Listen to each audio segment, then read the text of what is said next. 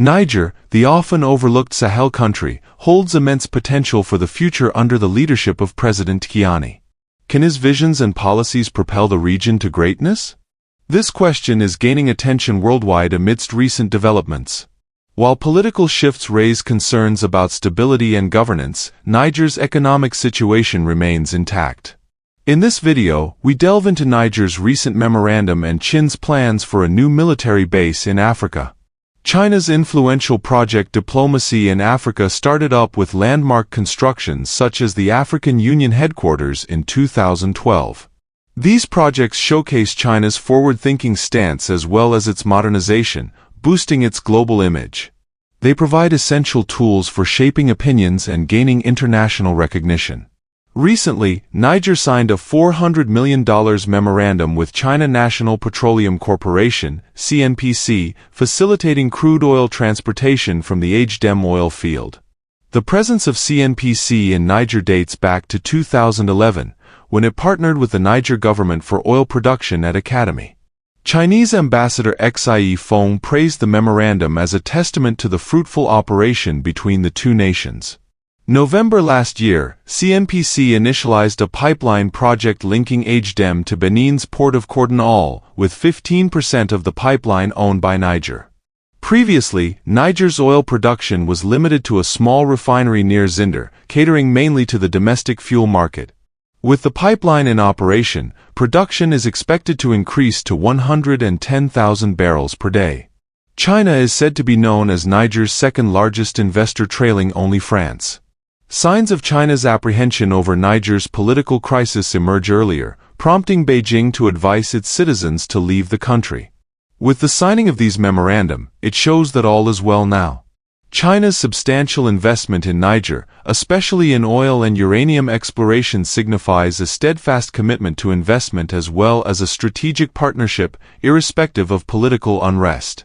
These investments are primarily focused on infrastructure development projects, including the construction of the significant oil refineries and the expansion of oil resources, with the potential to spur economic growth and enhance infrastructure development.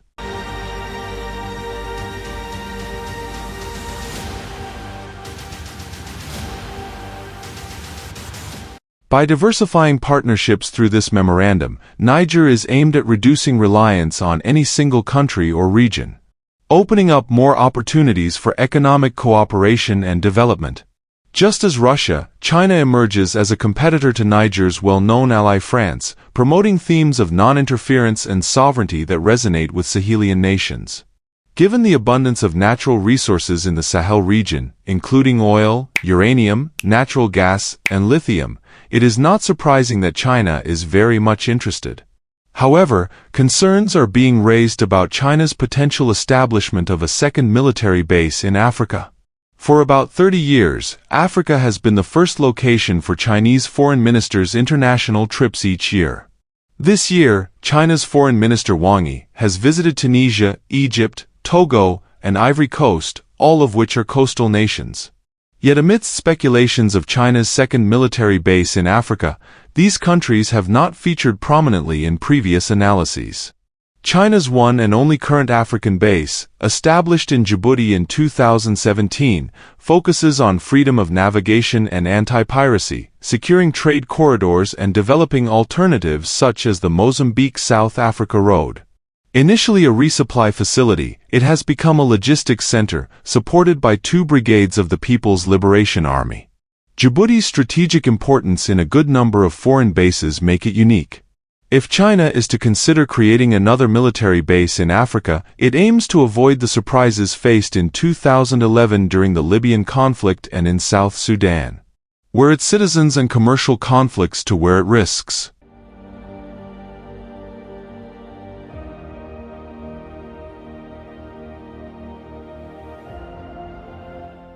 While China's desire for higher recognition in the region is evident, there are valid reasons why African nations should avoid aligning with any particular side, possibly leading them to delay or reject Chinese proposals. Instead of establishing additional military bases, China is likely to focus more on developing dual-use facilities at ports it has invested in across Africa. These dual-use bases will integrate limited military facilities with commercial ports, downplaying the military aspect of China's strategic port investments. Wang's recent visit to Africa appears to have been at confirming China's commitment to maintaining high-level relations on the continent rather than striking new base deals. Nonetheless, it is important to take note that Wang discussed China's security concerns during his visit, particularly regarding piracy and fishing activities of the coast of Togo and Ivory Coast, as well as chipping roads connecting Egypt and Tunisia to the Suez and Mediterranean Canal. China must have also laid emphasis on its global initiative during these discussions. Amidst the multipolar and more assertive Africa, countries are under pressure to explicitly define their security interests based on what and whom they aim to protect. Based on whom and what they aim to protect. While the United States recently halted its military operations in Niger, negotiations are currently going on to potentially maintain a military presence. However, Niger's military leadership have raised dawn about the presence of American troops, mentioning violations of the country's constitution. The set of the U.S. presence, including 2 military drone bases, remains unclear irrespective of the approximately 1,000 troops still stationed in Niger. Moreover, widespread reactions in Niger have demanded the withdrawal of American troops. Nigerians on the march again. They took to the streets last year to demand the withdrawal of French forces, and they succeeded. Force, c'est puissance. These Western forces are coming to our country because it is full of uranium, diamond and gold resources. And these resources are untapped. These forces are at the origin of the arrival of terrorism in our country.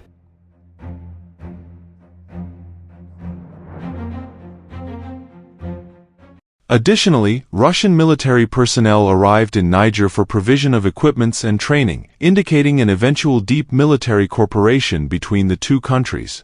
If U.S. forces entirely withdraw, this could create opportunities for China to expand its influence in Niger. Amidst the recent Memorandum of Understanding, China's influence is expected to gradually grow each year. One way to understand China's projects is through the lens of gifts and interpersonal interactions. Just as gifts establish binding relationships between the giver and recipient, China's investments in Africa create and strengthen social bonds along with serving utilitarian purposes. These are invaluable possessions, intricately tied to their donor, indicating the establishment of relationships based on acknowledgement. Gift-giving, considered as an act of kindness and dignity, is associated with notions of honor and prestige. In international settings, gifts help to enhance the status of the giver and solidify the recipient's position. Even with emphasized cooperation, the act undoubtedly underscores and reshapes material disparities, enhancing China's global reputation, prestige, and honor. While gifts do not create indebtedness, they often normalize material imbalances between the giver and recipient. China's big architectural endeavors in Africa extend beyond mere construction projects. They serve as potential symbols of gifts, aspirations, collaborations, and diplomatic engagements. Embedded within these structures is a narrative that shapes perceptions, fosters goodwill, and reinforces China's status as a significant player in Africa. However, some view these gifts as coming with strings attached. What are your thoughts on this? Tell us what you think in the comment section below. Please do not forget to subscribe to our channel, like and share this video if you've not done so.